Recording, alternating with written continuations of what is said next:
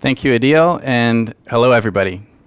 Before I jump straight into my presentation here, I want to take a second to kind of set the table, provide a little bit of context. I'm about to talk about myself, which frankly feels pretty awkward and will be uncomfortable.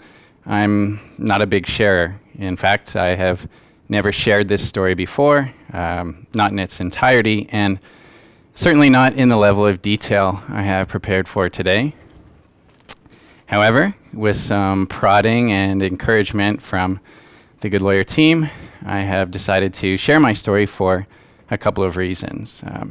First, it's relevant. It's relevant in the context of the broader discussion we're having here today regarding the future of law and with respect to mental health and well-being in our profession.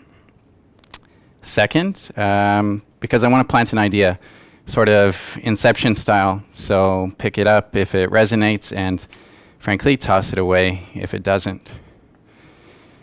So with that preamble in mind, let's get into it.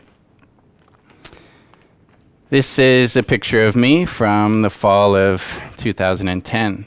I am an undergraduate student athlete in the middle of a short but rather grueling varsity soccer season. I'm 22 years old and I'm balancing a full academic schedule with 7 days a week of soccer training and games. I am sore and tired all the time. I'm behind in my schoolwork. I haven't been to a social event in months, and I'm filled with anxiety and sick before almost every match. Despite all that, this is one of the happiest and most fulfilling periods of my life. This is a picture of me 8 years later. It's a Saturday in April. I'm in my parking garage. I'm exhausted, clearly. I'm behind in my work.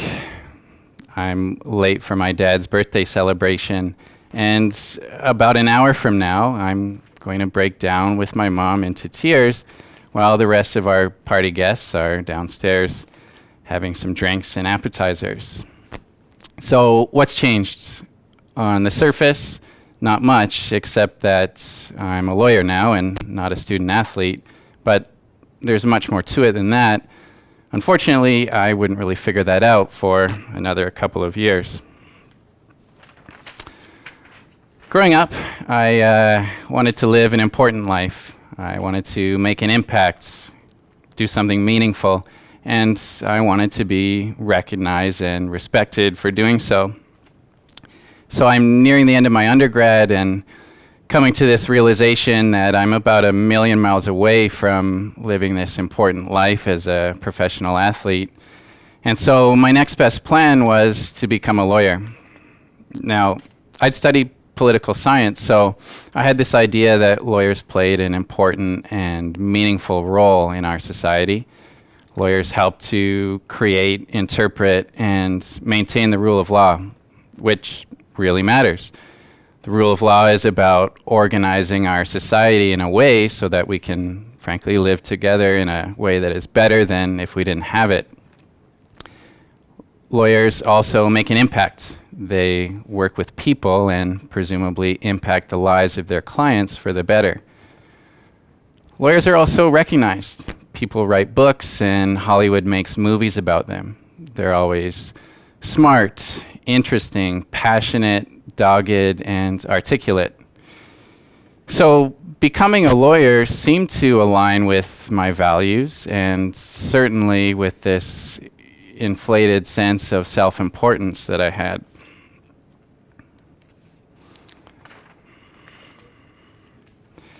Heading into law school, I was excited by this idea of learning to think like a lawyer.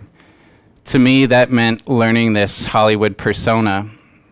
It meant learning to think and act and talk ethically and analytically and compassionately. It meant learning skills that would help people and make a contribution to our society. Slowly but surely, however, I learned and adopted an altogether different way of thinking. Beginning in law school, reinforced through student recruitment, and hardwired during my articles and in practice, I learned to think and act and talk dispassionately and competitively. Sure, I was a professional now. I was analytical, diligent, and dependable, but I was also more superficial, status-driven, competitive, and cold. And without really understanding why, I was also unhappy. On January 25th, 2018, the start of my 4th year in legal practice, that unhappiness prompted me to take a photo. It is very hard now to reconnect with the way that I felt in taking this photo. Emotionally, I can't really go back there. And I think that's probably why I took it. It wasn't for anybody or anything. I never sent or shared it with anyone. It was a journal entry. Tangible evidence that on this particular day, I was not okay. Over the next 12 months, I made 11 similar journal entries.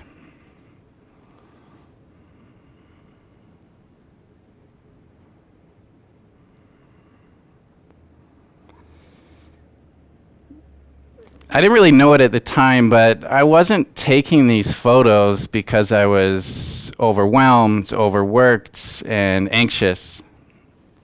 Although I did sometimes feel intense pressure in my job, I also had colleagues and mentors that were great friends and that were willing to help me out if ever I needed it. And while I dedicated many evenings and weekends to the firm, I also took time off and even said no to work from partners. You see, I was doing my very best to practice law on my own terms, and still, it didn't feel right for me. It took a pandemic for me to realize the difference between a fulfilled student athlete in 2010 and an empty securities lawyer in 2020. Alone in my apartment, deal flow ground to a halt, I came to realize that my legal practice did not reflect my rationale for becoming a lawyer. I wanted to do important, meaningful work, but I didn't find meaning in closing deals. I wanted to work with people, but I communicated principally through email and knew very few of the firm's clients personally. I came to realize that my legal practice did not leverage my inherent character strengths and interests. You see, I work best in teams, not with giant legal documents.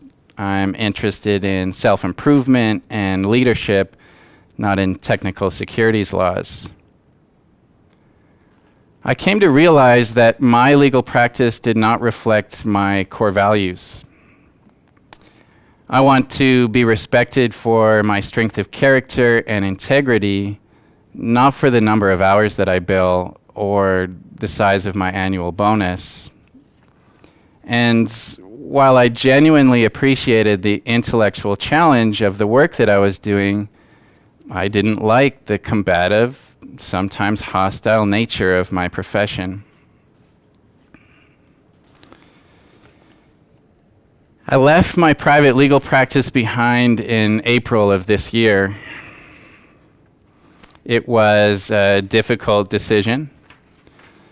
You see, I had invested a lot in my life as a lawyer, and so had many others. Mom, dad, colleagues, mentors, the firm, investments in my education, in developing new skills and expertise, in building meaningful relationships.